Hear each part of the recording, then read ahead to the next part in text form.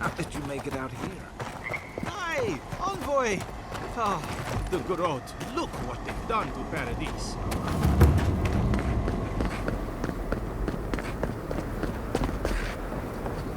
Giata, where have you been? Where haven't I been? I journeyed to the heart of the living lands, where time held its breath, and dreams held Not if you value your life.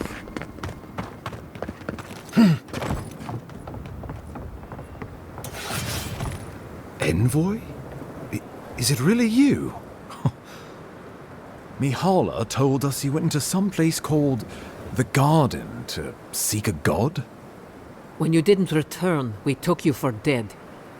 What did you see there? The god you felt in Nakutadek? The origin of the Dream Scourge? It was the act of a god this whole time? Everyone, please, please. We could get to the bottom of this if you would only let them speak. It's been weeks, Envoy. What happened?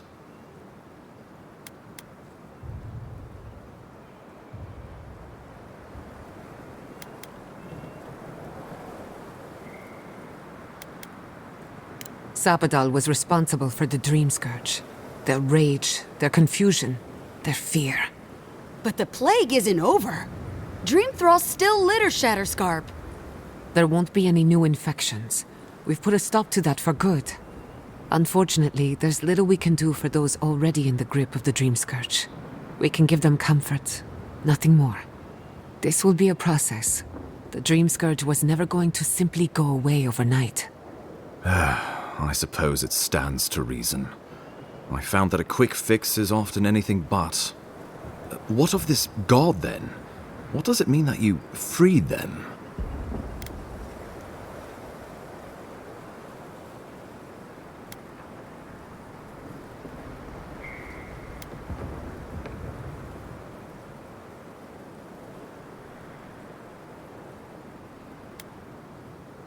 Wodka no doubt saw Sapadal as a threat to her authority.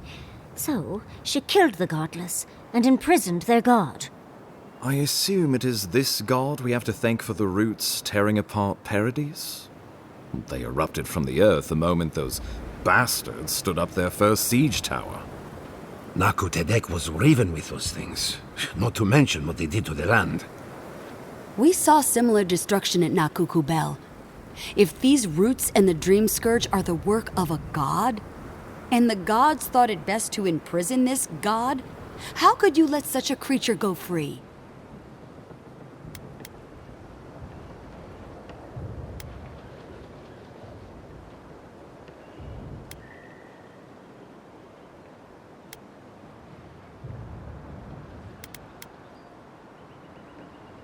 Let's hope they don't decide to further amend themselves by coming for our heads.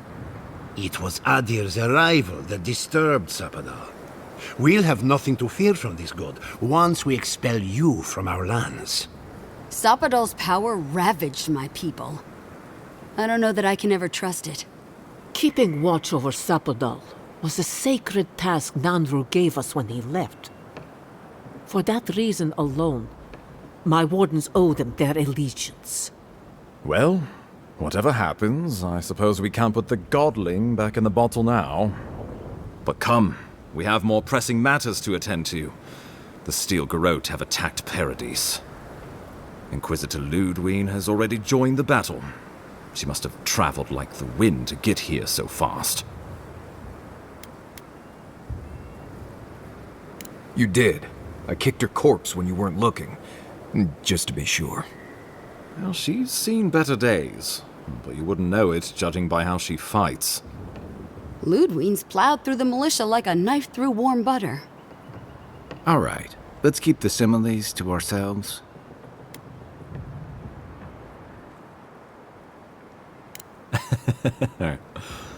Oh, cheer up. You wouldn't be the first to make that mistake.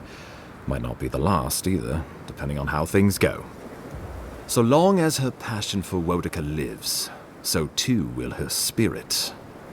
Then we destroy her faith, and the rest of her will follow. I have a theory about this. Let's talk at camp if you want to hear it. But I think we can kill her. Oh, good.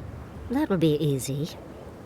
It is not, I think, impossible. Well, you might not believe me, but I didn't want any of this to happen. It was Ludwig who called for the attack. I didn't hear an answer, Ambassador. She and her steel garrote laid siege to the city shortly after you beat her to the garden.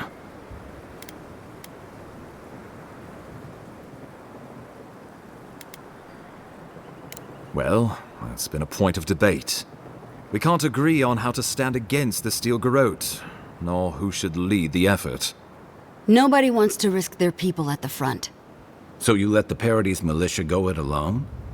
Even if our meager forces should make it inside. The siege won't end until Ludwig does. And none of you know how to kill her. Precisely.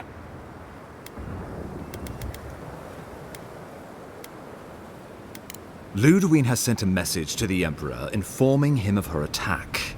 He will send advisors and reinforcements swiftly in response. What will his representatives find when they arrive? A new colony? A budding grave room? Before you face Ludwig, you should know what you're fighting for. All of you must decide, together. But whatever you decide, understand, the days of the frontier are done. Adir will come. Indeed, we are already here.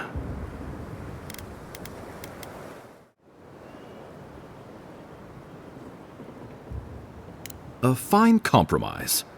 So long as my wardens are left in peace, we will endure a grave rum. To brisk trade. A docile Shatterscarp and a grave rum. A grave room, then, if we must. And God's willing, Fjord will feed the world. I do not trust your empire to show restraint in its control of the living lands. Gods help us. We can worry about the future when it comes. This at least gives us the backing to survive and rebuild. Right. Might as well go ahead and start designing those rebel flags sooner rather than later. Good. We'll have perhaps a whole week of peace before the yoke starts chafing. I will do my level best to convince the Emperor to accept a grave room. That leaves the matter of Ludwig and the steel garrote. She will never surrender, Envoy. You must kill her, or we will lose Paradis, and eventually the island.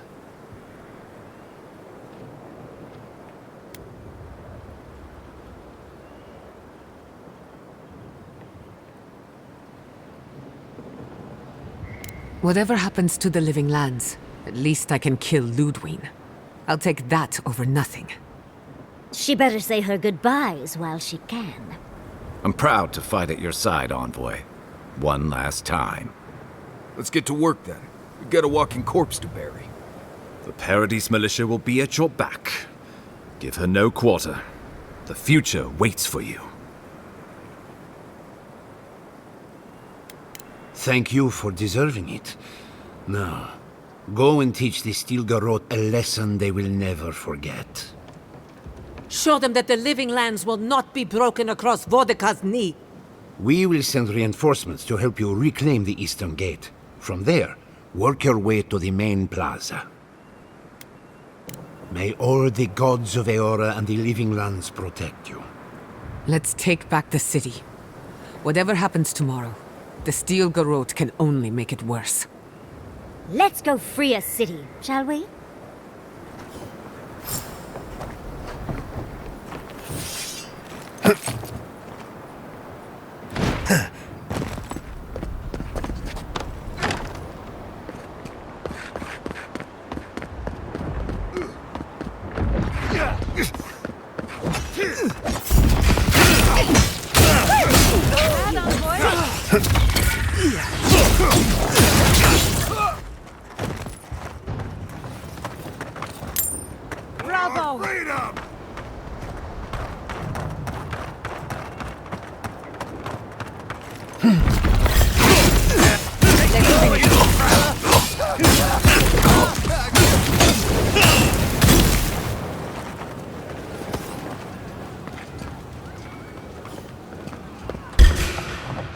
Oh, big mistake.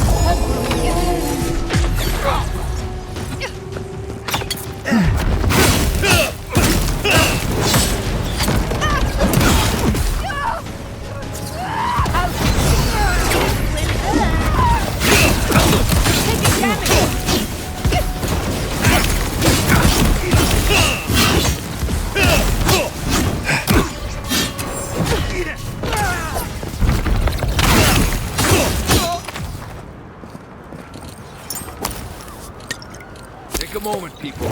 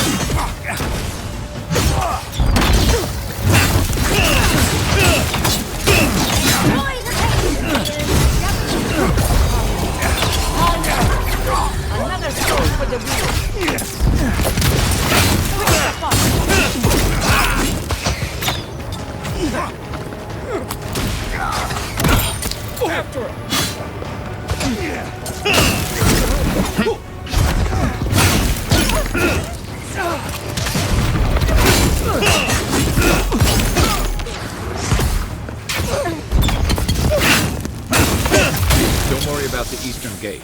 I'll protect your back. I'll teach you!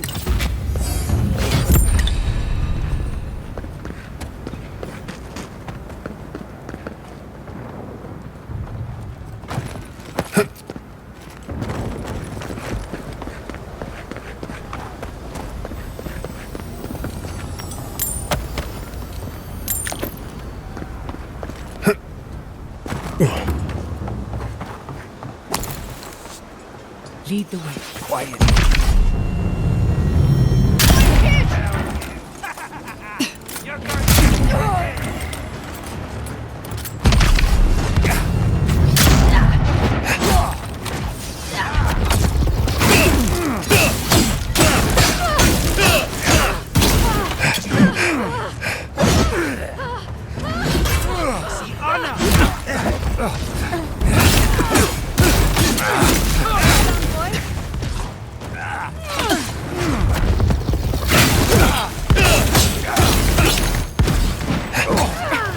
Just a minute.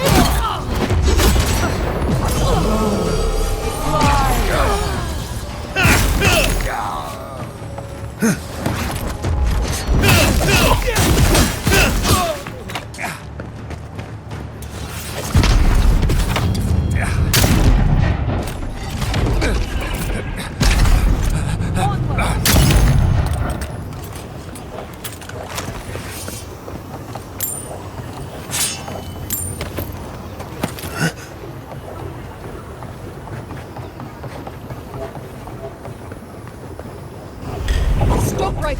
They're coming!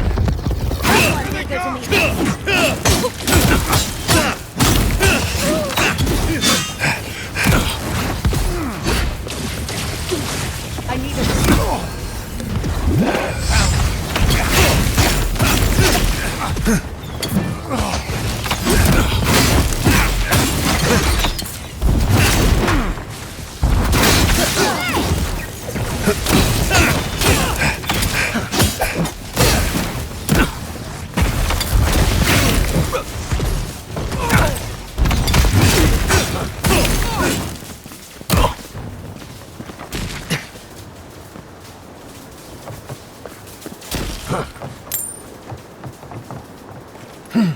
Andre, over here.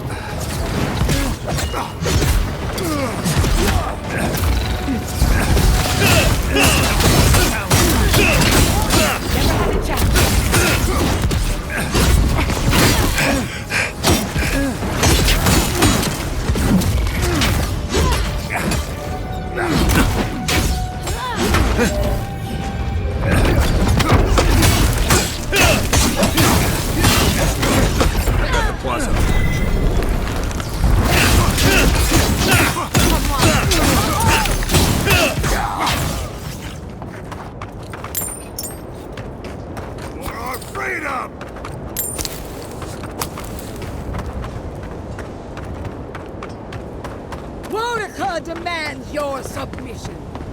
Stand against her and fall. Let's pay Ludwig one final visit, shall we?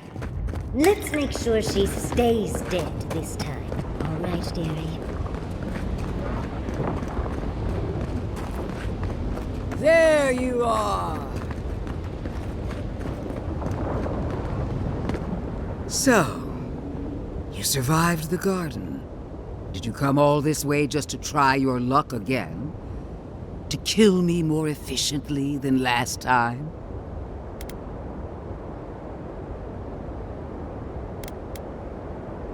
My will is stronger than death. That is both my blessing and my curse. Of course, we are prepared to kill you as many times as it takes, dear. Death has no claim to me. Look around, Envoy. Heelguard should have listened. He tried to bring order through compromise. He failed. Order is meant to be imposed by a stern, guiding hand. Her order wields sharp steel. She must set down her blade.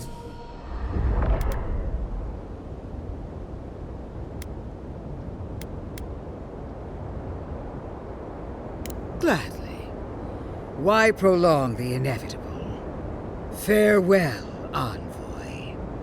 There's no coming back this time. Prepare yourself for the next world. You won't be missed, Ludwig. Once I'm done killing you, your god of flame! Protect the Envoy!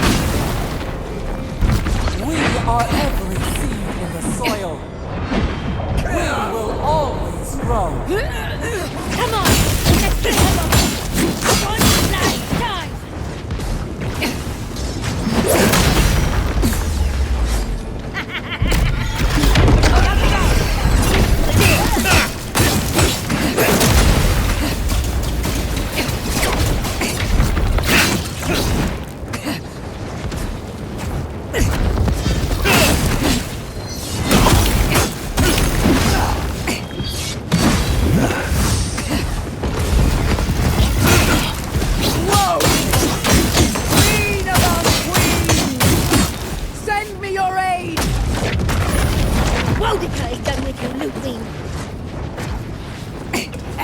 Worth it. Wrong! Faster, I said!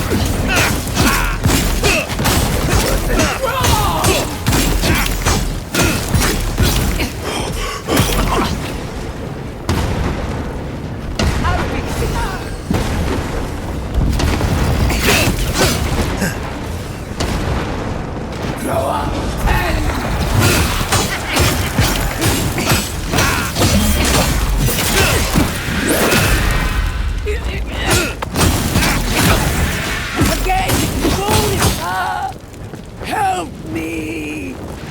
One last time! Is it worth it? Wrong!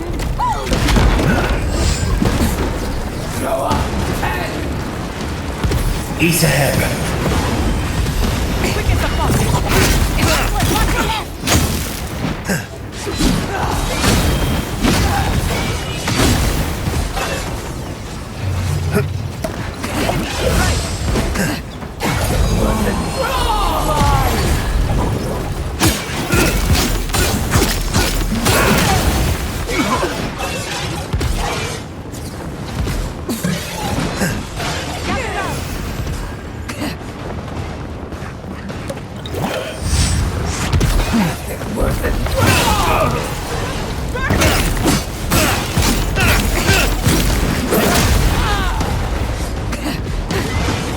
Need a moment here.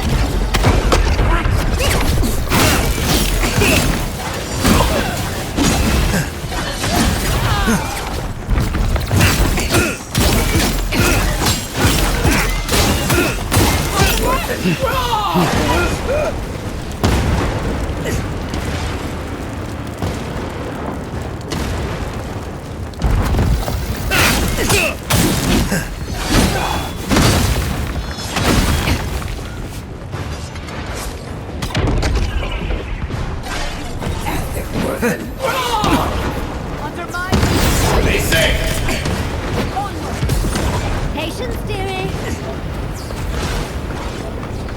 Come on! Come on!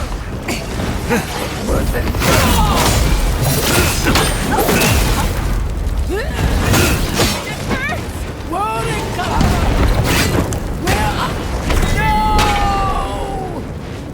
Don't abandon me now! Boudica's done with her. Kill her now.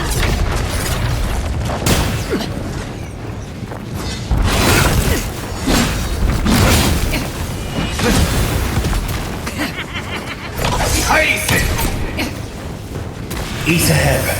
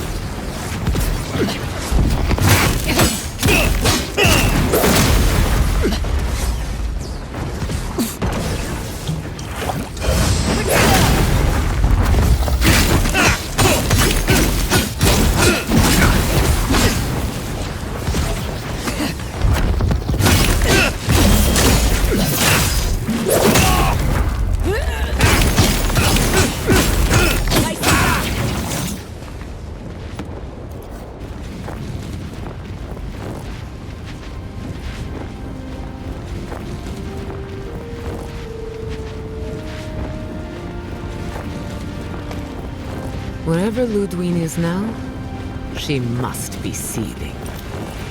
Of course, we'd be happy to kill her again, if needed. She's done for, but we're not. Whatever's next, we'll face it. Together. Gods, you're all gonna make me sick. But carry on. Unraveled at last. We no longer feel her wire against our flesh. We are free always. We are free forever. Silence falls over Paradis, as though the city is holding its breath. Then you hear it, the ringing of a distant bell, the waving of banners, and cheers of victory. After a short and bloody conflict, the dust has finally begun to settle. You feel Sapadal close to your thoughts, stirring with interest.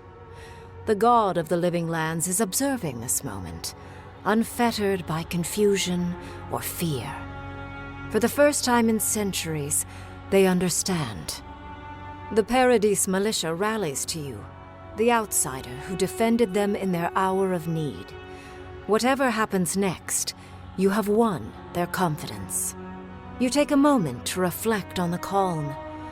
Not so long ago, you arrived at these shores on a simple errand, which turned out to be anything but simple. The Dream Scourge is over, and the island has been cleansed of plague. A time of healing and mourning follows. People look to you for answers about the source of the affliction. You tell them the truth, how the plague came from a power beyond mortal understanding, and how it is finally at peace. With your guidance, the Living Lands becomes a vassal of the Adiran Empire. In exchange for their taxes and soldiers, the free settlements are protected from future attacks. The fight for survival is over. You showed the rebels of Paradis mercy, but they can never trust the Empire. Instead, they keep to the wilderness, always 2 steps ahead of Adir, only attacking when provoked. That is as close as they come to peace. The refugees of Emerald Stair resettle in Thirdborn, bringing their skills and research to aid the local community. What starts as an uneasy partnership blossoms into a bond of trust. Through shared adversity, they find common ground. The ashes of Fior Messiverno continue to smolder. Scavengers avoid the ruins, fearful of spirits unleashed by animancy gone awry. The once promising city is nothing but a cautionary tale. Though Adir has promised that the Living Lands will retain their autonomy, not everyone in Shatterscarp trusts the Empire. But many Adiran ships sail into the Grave Room's ports, bearing fine linens and aged wines. These ease the painful memory of the day Reengrim culled their people. After the Living Lands is declared a vassal of Adir, Solace Keep reluctantly opens the doors of its fortress, though not before numerous missives are sent to Mihala demanding the Grave Room be honored. Her reluctance costs the dwarves. The Pargrunen are never favored in trade negotiations, and are the last to be supplied by Adiran caravans. But the Wardens have rounder bellies than anyone can remember. When Kai leaves the Living Lands, he is no longer running. For the first time in many years, he can face the future. He returns to Rauatai, committed to peace for his people, those he left in Rauatai, as well as those he found in the Living Lands. He joins the Ronganui's council, counterbalancing powerful voices of isolationism and hawkishness. It is a long and difficult battle, and he is happy to fight it. With his travels alongside the envoy complete, Marius is left directionless once again. Rather than disappearing into his cups, however, Marius leans on his time among his companions to give him the strength to re-enter society and find comfort in civilization. He establishes a route between Paradis and Thirdborn, guiding travelers between the two in return for money and supplies. And while he has a reputation for being aloof, He joins the campfires from time to time, sharing stories of his time with the envoy that most travelers believe are completely made up. Giada continues to improve as an animancer. She dedicates her work to the spiritual health of the living lands, nurturing instead of exploiting. Others follow her example, seeking her tutelage from lands far and wide. In the years to come, rumors spread of a secret society gathering in the wilderness, where animancers work in harmony with nature. The dream of Fior Mes Iverno lives on in her. No longer under the threat of imminent death, Yardsley returns to the Animancers. Reunited with her beloved Quilici, she helps him and the Animancers as they put their lives together after the attack on Fior Mes Iverno. Eventually, she even has something nice to say to Vidaro. As the days pass in contentment and relative peace, Yardsley is struck by the persistent feeling that something is missing. Though she still devotes herself to her studies of both the arcane and the godless, the restlessness never goes away. Freed from torment for the first time in centuries, Sapadal turns their prodigious curiosity to the people that shaped them. They observe the ways their people live, and they think deeply about what they see. Though they flinch away from moments of violence, and they grieve souls returned to them too soon, the rage that once shook cities to rubble no longer rules them.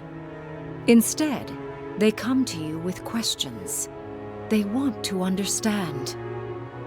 After a time, they begin tentatively to garden. Where they can, they improve the lives of Kith, and the suffering that troubled them is reduced, if never fully eradicated. Their grief compels them to love, and they love unreservedly, with the power of a god.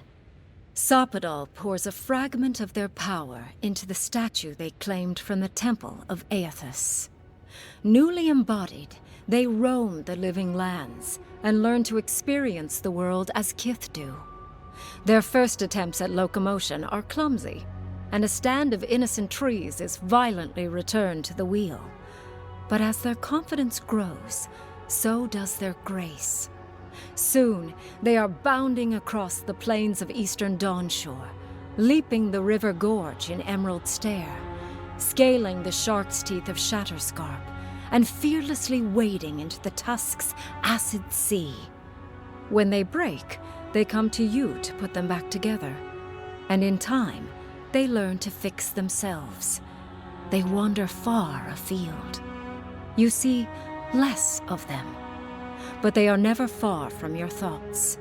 And on the rare occasion they return, they always bring you something beautiful and strange. The sounds of celebration pull you out of reverie.